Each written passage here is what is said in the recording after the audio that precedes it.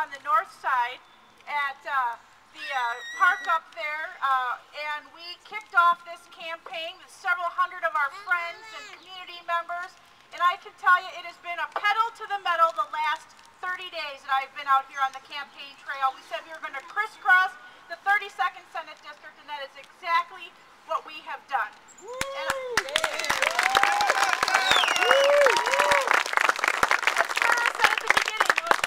One of 5 here today. Well, I want to tell you, I want to be one of 33 come July.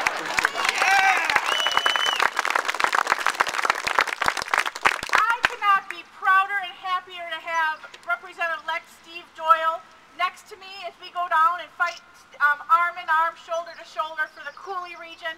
As Steve said, 21 years ago this spring, I was elected to the county board as sort of a deer in the headlights, wide-eyed political neophyte representing the university campus. And he took me under his wing at that time and showed me the ropes on the county board, showed me the ropes and the workings of county government. And I am so honored to be able to return that favor to you down in Madison, in the Capitol. And I just think that we've really got the dynamic duo team. I'm so glad to have you because I tell you, for the last 8 years,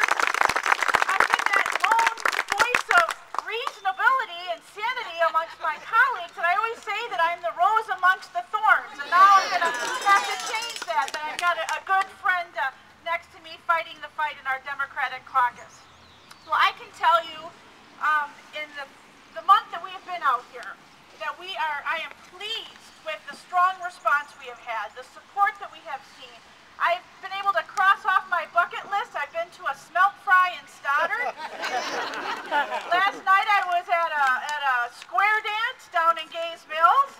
And so I've got a lot more things. The last one of the items on my bucket list is get elected to the state senate. With your help, we will cross that off in July.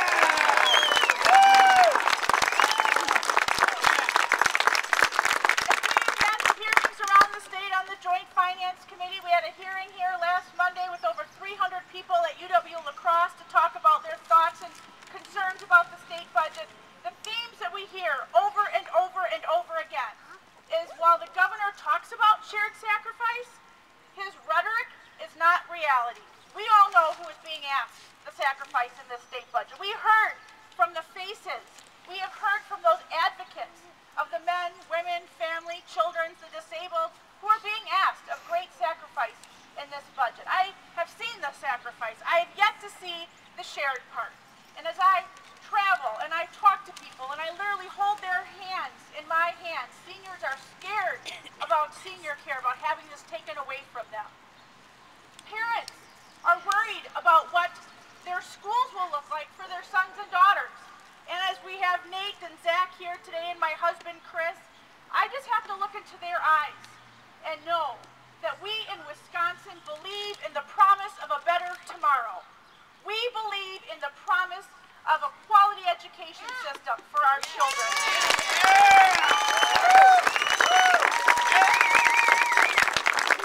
believe in the promise of taking care of our seniors in this state. We promise to take care of our vulnerable, the disadvantaged.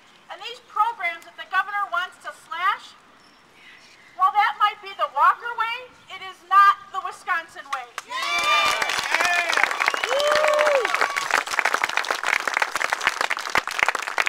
And earlier this week, I was able to get home just in time to see Nate perform at his school in kindergarten for the International Festival.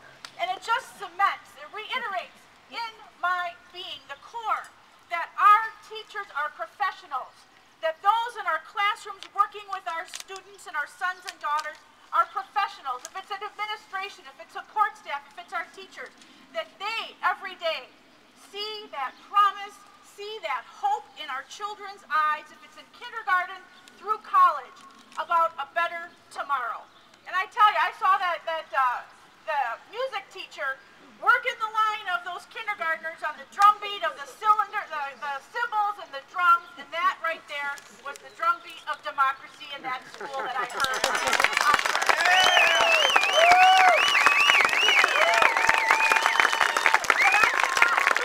I cannot do this without you. And as I look in the crowd and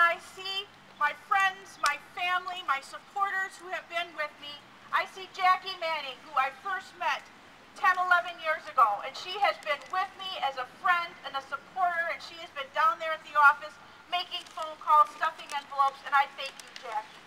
I look around, I see Dorothy in the front row here with the sign, and I've known Dorothy and her son, Damien, who was only this high when he was volunteering on parades back in 2000 when I had the last name of Dielenfeld. And now he's in high school and big and taller than, there's Damien right here. Hey, Damien.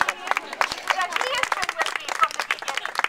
I look around and I can say so many stories. I see Jill Billings in the back, and it was her and her children who stood with me at my announcement in 2000 because I was just single Jen Dielenfeld without any children or family, and so I used them that day to stand with me. And now I look at my own two sons, Nathan and Zachary, and my husband, Chris. And while we have been asked in the past to run, we've always respectfully declined because I've been so happy and honored to be the state representative from the 95th Assembly District. I've always had a full plate.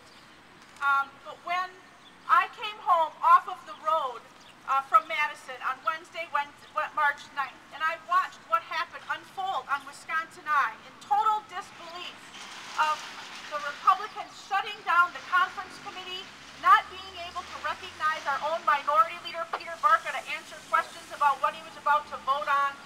They basically interrupted him to roll the voicemail, or the voice vote, and they promptly went to the Senate floor within 2 minutes. They took a roll call. They took a roll call on the vote, and there was no discussion, no debate, no honor. And I said, I cannot believe what has happened. This is not our Wisconsin. And I said, Chris, this may be our time. That sometimes history finds you. And while we can't change their minds, we will change their faces.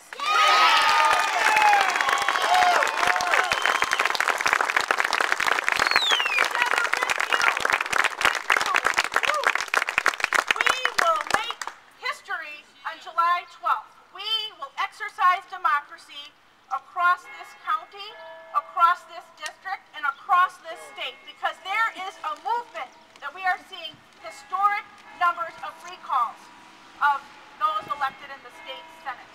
But I need your help. I need your time. I need your talent. I need your treasure. I need your shoe leather. We have parades that are coming up. We're going to be down in Senton Tamai next week. We have parades in June for West Salem Dairy Days. We have calls that are being done at the offices. We have going door-to-door efforts to recognize and find out our supporters in the district, because this is going to be all about voter turnout. We really don't have a good playbook to go back to look and see how recalls and the turnout in recalls in the past, because there have been so few of them. And one in the summertime to boot. The fact that people are busy, they're going to be worried about kids are out of school. What are we going to do for child care with our kids? Planning vacations, working, things like that. And we need to make sure that we identify all of our supporters and get them to the polls. It'll be all about voter turnout. And I cannot say thank you enough for everything that you have done, everything that you will do. As we go forward, we've got 68 days or so left. This is going to be a sprint. Someone says that politics is a marathon, but this special election is a sprint. And we are going to continue to talk about the issues in the budget. We're going to talk about how workers' rights were taken away, how Senator Kopejki has been dismissive of workers' rights over this past several months. And we will get our message out. I know we will. And as we cross the district and talking to people who've said, we don't recognize him. We've talked to him, but he appears to listen, but he doesn't seem to hear us. And I know that he is feeling that ring of fire is getting hotter. The fact that we won on the 94th on Tuesday, what a great momentum builder for us, but we can't take anything for granted. And I know that you are known by the company that you keep. And I am proud to call all of you friends and supporters. But you know the company that he'll be standing with soon, Senator Kopejki? Congressman Paul Ryan is coming to town to do an event for him. That is the company he will be standing with. And I think we might be welcoming. We might have our presence known that day when Congressman Ryan comes to town.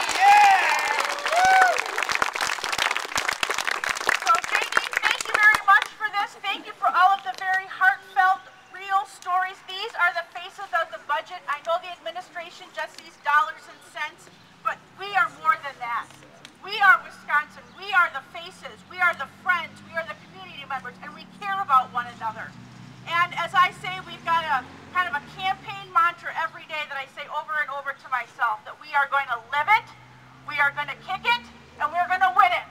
So thank you very much.